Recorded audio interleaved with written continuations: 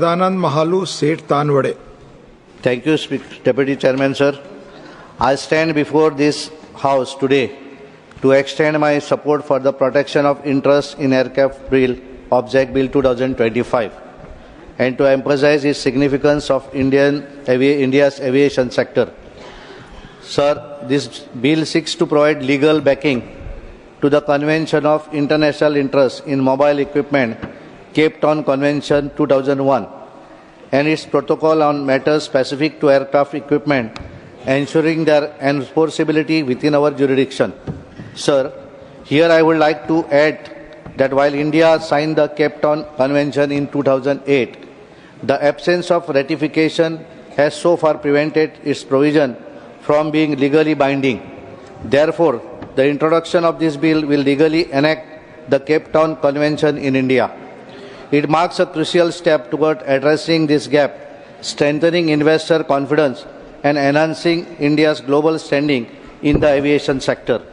As one of the world's largest growing aviation markets, India's air travel sector has experienced a rapid increasing growth with an estimated market size of $13.89 billion in 2024, which is expected to reach $26.8 billion by 2030. This incredible growth, aircraft leasing has emerged as an important aspect of the Indian aviation industry.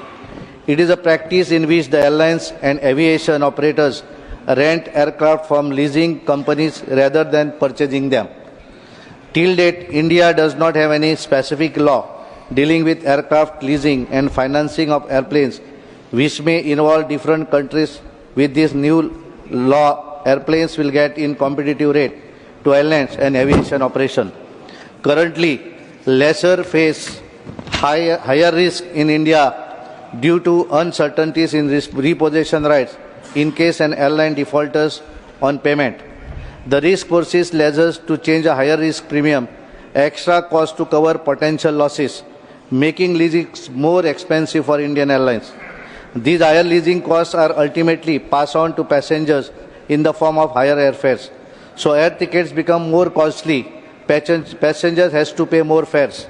Therefore, if the bill is passed in the Parliament into an act, will ratify the Cape Town Convention, thereby automatically guaranteeing the rights of lessors to repossess their leased equipment, such as airframes, aircraft engines, and helicopters. This will bring down the cost of risk premium. Sir, this bill seeks to enhance the leasing framework in India in power with international standard, and through this the legislation is expected to lower cost, improve accessibility to air travel, and attract investment as India anticipates a surge in aircraft acquisition. Over 1,000 new craft by the end of this decade. This will further make air travel more affordable for the people of our country.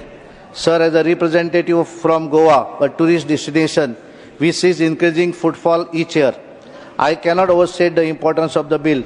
During peak season, we all know that airfares skyrocket, making travel unaffordable not only for tourists, but also for Goa's local residents who rely on air travel for work, medical needs, education, and family visits. I believe, sir, the high cost of leasing aircraft, along with limited availability, directly contributes to these inflated airfares. Sir, I am an essential aspect of this bill is its provision for financial transparency and accountability.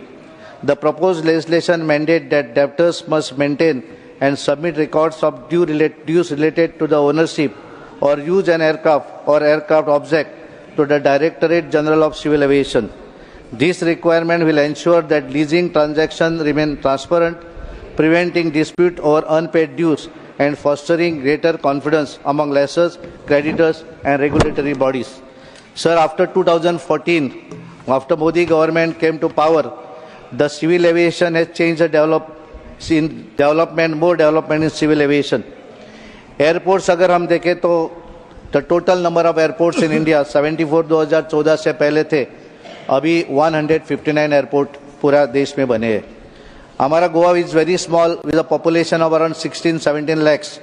Goa में 2 airport है, north Goa में अलग है, south Goa में भी अलग है. Passenger अगर ग्रोथ हम देखें तो passenger during up to January 2024 to December 2024, 161 million as against 152 million during the previous year. That is a growth of 6.1 million%.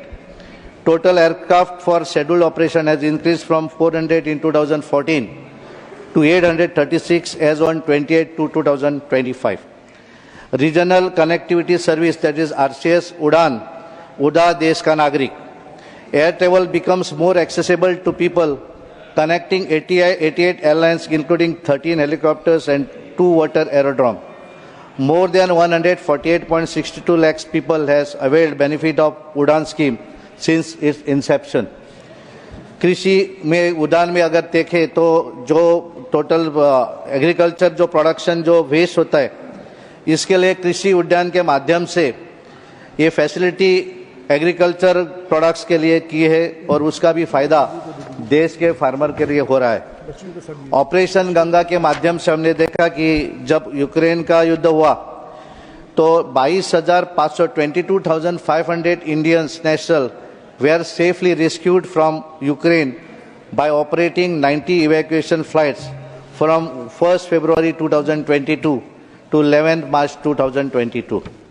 अगर डिगी यात्रा में हम देखें तो फेशियल रिकॉग्निशन टेक्नोलॉजी, इस माध्यम से any traveller may pass through various check points of the airport through paperless and contactless processing using facial features to establish the identity. और देश के 24 एयरपोर्ट्स पे ये फैसिलिटी उपलब्ध की है। मुझे गर्व है कि गोवा का हमारा जो मोपा